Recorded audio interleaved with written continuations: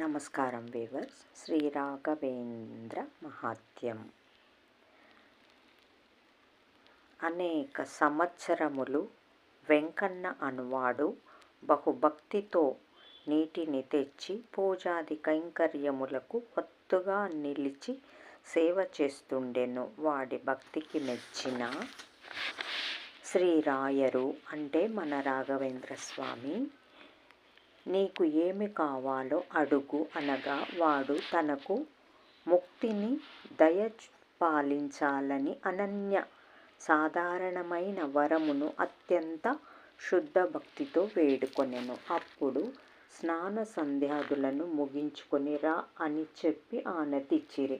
తరువాత పంచగవ్యాదులను ప్రాశనము చేయించి ప్రాయశ్చిత్తములను చేయించి శుద్ధిగావించిన పిదప కట్టలచ్చితను పేరించి అగ్నిని ప్రజ్వలించి దగదగా మండుతున్న ఆ అగ్నిలో ఎగరడానికి వాడికి ఆజ్ఞాపించగా, వాడు కూడా నిశ్చల మనస్సుతో అగ్గిలో దూకుతుండగా అక్కడ ఉన్న వాళ్ళందరూ అవాక్కై చూస్తూ లోలోన గుసగుసలాడుకొనసాగిరి.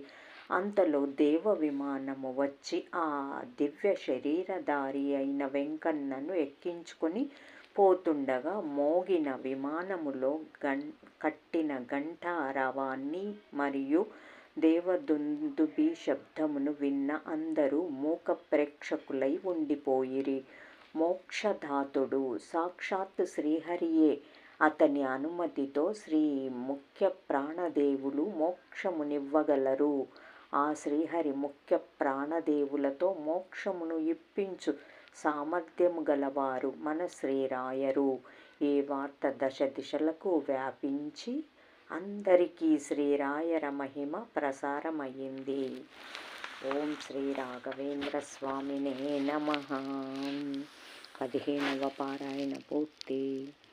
పూజ్యాయ రాఘవేంద్రాయ సత్యధర్మరతాయ చ భజతాం కల్పవృక్షాయ నమతాం కామధేనువే.